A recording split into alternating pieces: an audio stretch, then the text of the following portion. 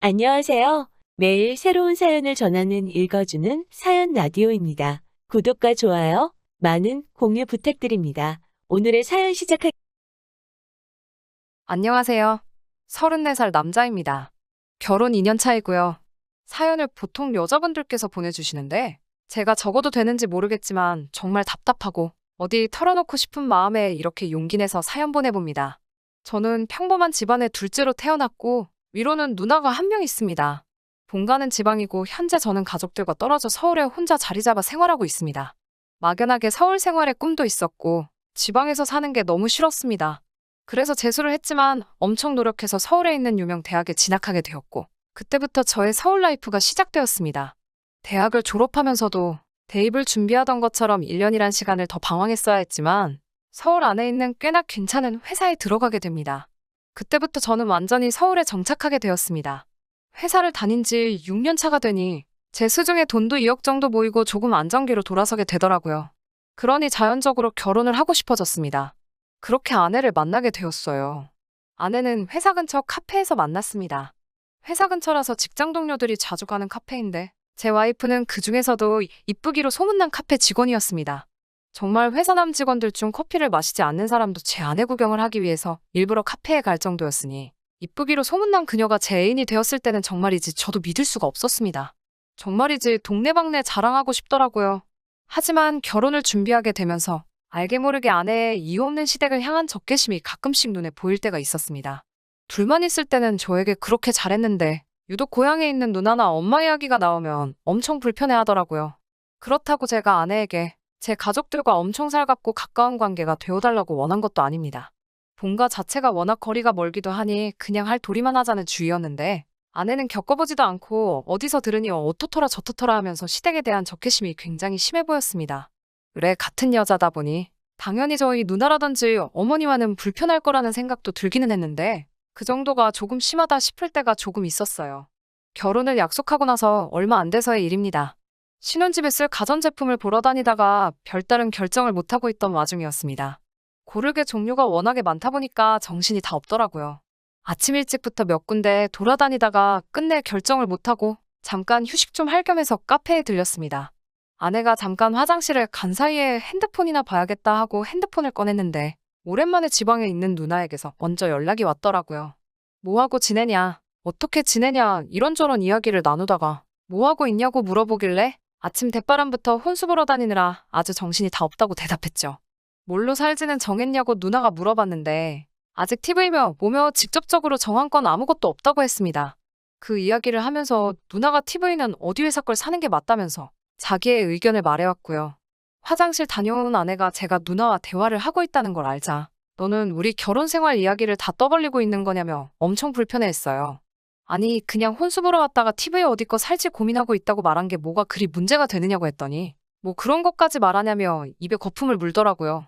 제가 무슨 큰 잘못을 한 건가 싶어 이해가 잘 가지 않아 고작 이런 걸로 왜 그러냐고 물었더니 지금 제 누나가 시자짓을 하고 있는 거라고 열변을 토하더라고요. 그게 어떻게 시자짓이 되느냐고 했더니 지금 누나가 우리 혼수하는 것까지 간섭을 하려고 그러는 거라고 남자인 저는 눈치를 못 채더라도 자기는 다 알 수도 있다는 듯이 이야기하더라고요. 자기가 좋은 걸 사면 돈을 흥청망청 헤프게 쓴다고 할 거고 자기가 별로인 모델을 사면 자기 보는 눈이 없다고 그걸 가지고 흠을 잡을 거라고 하려는 거라 하더군요. 그 말을 들어보니 누나가 진짜 그런가 하는 생각도 있고 해서 그냥 앞으로 조심하겠다고 하고 말았습니다. 하지만 저희 누나가 시자짓을 하거나 할 성품의 사람이 아니라는 걸 저는 누구보다도 잘 알고 있었거든요. 가장 큰 이유로 일단 저희 엄마가 할머니를 모시고 살면서 모진 시집살이를 하는 걸 직접 보고 커왔기 때문이에요. 거기에 저는 손자라는 이유로 그나마 집에서 이쁨을 받았는데 누나한테는 할머니가 참 심술맞게 구셨거든요. 그래서 어머니나 누나 두 사람 전부 시자짓이라는 행위 자체를 싫어하는 사람들입니다. 시자짓하는 시모나 신우가 될 생각은 추호도 없다고 노래를 부르던 두 사람이었거든요. 결혼 준비하면서 결혼하고 나서도 우리 어머니가 아내에게 전화 연락을 먼저 하거나 그런 적도 한 번이 없었는데 뭐가 그렇게 불편하다고만 하는지 참 이해가 안 갔습니다. 어쨌든 그런 상황에서도 축복 속에 저와 아내는 결혼을 했습니다. 집은 제가 모은 돈과 부모님이 보태주신 돈까지 합해 서울에서 신축 빌라를 한 개 구하게 되었습니다. 투룸짜리 사이즈가 작은 신축 빌라여서 아내가 혼수로 집을 채우는 데는 1,500만 원이 채 들지 않았습니다. 아내가 일하는 카페가 근무 조건이 그다지 안정적인 편이 아니었던지라 많이 힘들어했습니다. 어차피 아르바이트식으로 일하는 거라 상관은 없었지만 그마저도 그만두고 싶다고 말하더라고요.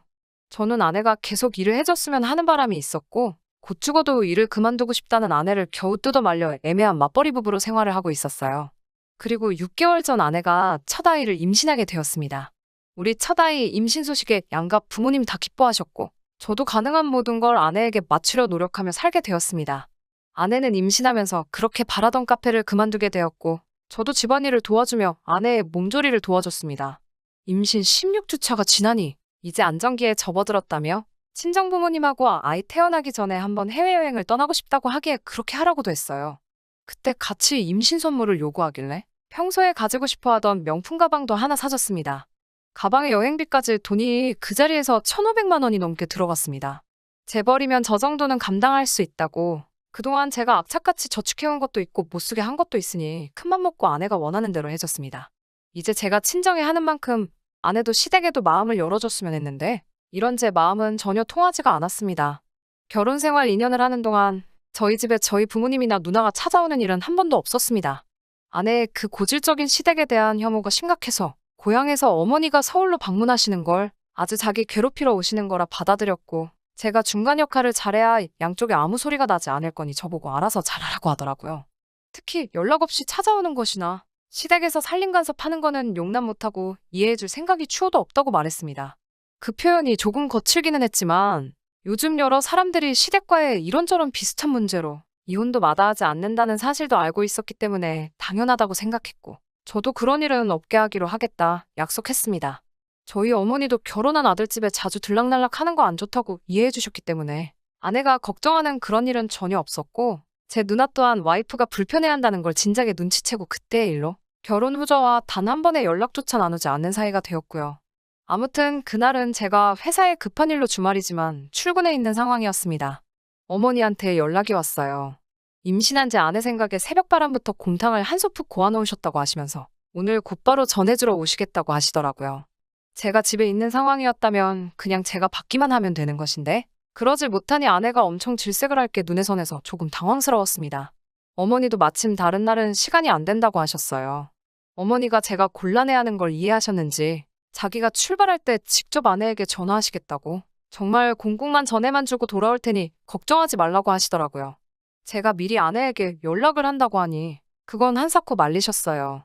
제가 연락하는 순간 아내 입장에서 저녁 식사도 같이 해야 하나 하면서 어머니를 그냥 보내는 것도 엄청 스트레스를 받을 거라고 그냥 가져온 거 전해주기만 하면 되니 도착해서 문 앞에서 전화하고 건네만 주고 돌아오실 생각이라고 하셨어요. 아내가 어머니 저녁 식사를 대접할 거라고 생각도 되지 않았기 때문에 그냥 어머니께 알겠다고만 말하고 갑자기 출근하게 돼서 엄마만 불편하게 됐다고 죄송하다 사과를 드렸어요. 그리고 한참 다시 일을 하고 있었습니다. 시간이 어떻게 가는지 기억도 안 날 정도로 할 일이 많았어요. 그러다가 아내에게서 전화가 왔습니다. 시간을 보니 어머니께서 다녀가셨을 때쯤이 되었더라고요. 그래서 전화를 받았습니다. 어머니가 주신 거 잘 받았냐고 물어보기도 전에 다짜고짜 아내는 저에게 화부터 내더군요. 내가 이런 일 없게 해달라고 했지? 라고 시작하면서 어이가 없다는 듯 다짜고짜 화부터 내기 시작하는데 처음엔 어안이 벙벙해서 잘 이해를 못했습니다. 차근차근 달래가며 아내를 진정시키니 안 그래도 컨디션이 안 좋아서 꼼짝도 못하고 있는데 누가 벨 눌러서 보니 어머니더래요. 왜 시엄마들은 항상 연락도 없이 불쑥 찾아오냐고 이런 일 없게 해달라고 부탁했는데 그게 그렇게 힘드냐면서 화를 내기에 일단 아내를 진정시켰습니다.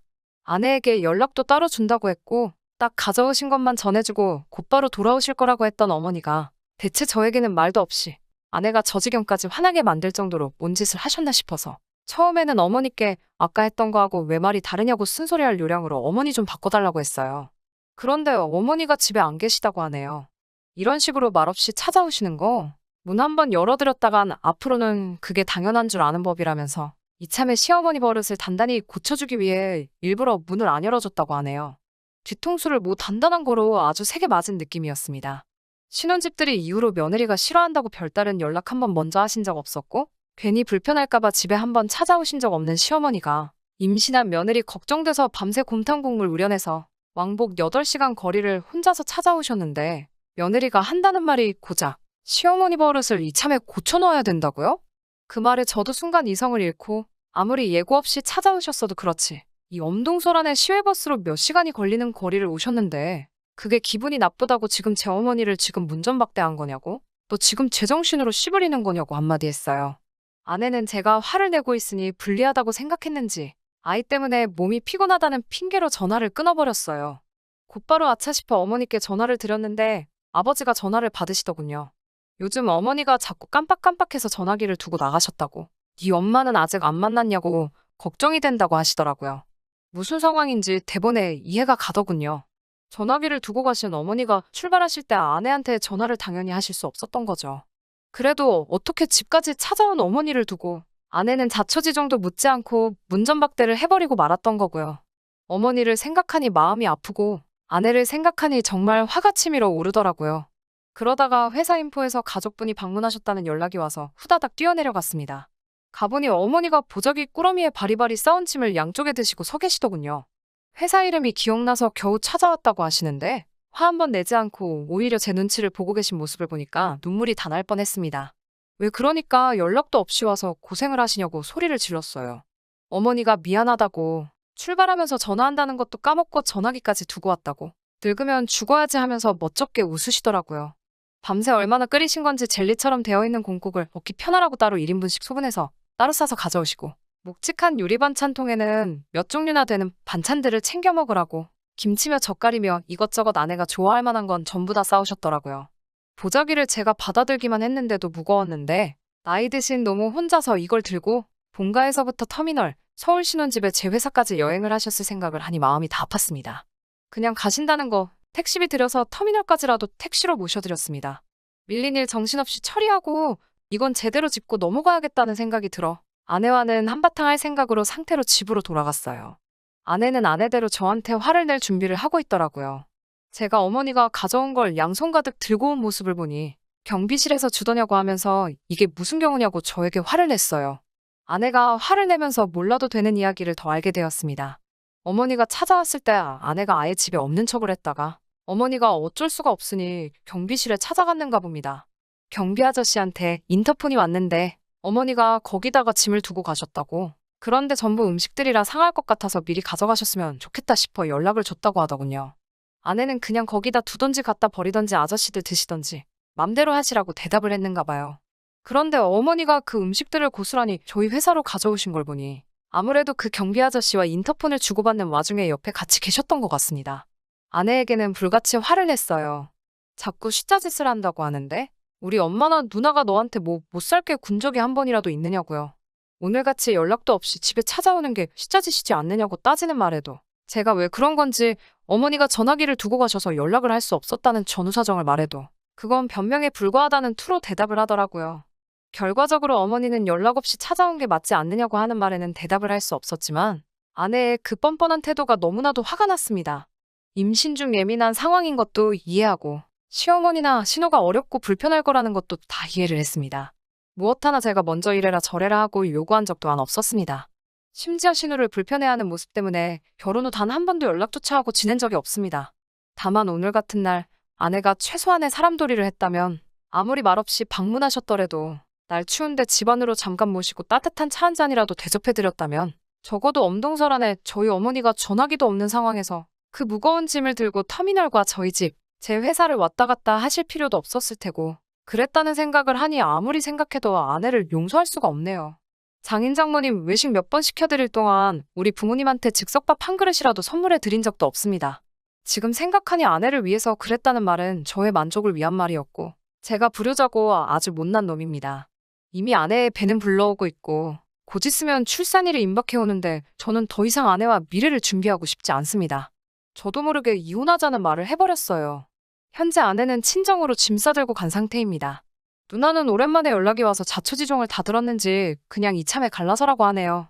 어머니는 괜히 자기 때문에 제가 이혼하게 생겼다고 미안하다고만 하시고 있어요. 너무 갑갑한 마음에 저와 비슷한 상황이 또 있나 찾아보다가 이런 채널을 알게 돼서 마음도 한번 정리해볼 겸 해서 제 사연 적어서 보내봅니다. 아이를 생각하면 참는 게 맞고 어머니를 생각하면 이혼하는 게 맞는데 아직도 이 상황에 결정을 내리지 못하겠네요. 긴 이야기 들어주셔서 감사합니다. 오늘의 사연은 여기까지입니다. 구독과 좋아요, 알람 설정해주시면 앞으로 더 좋은 사연으로 찾아오겠습니다. 감사합니다.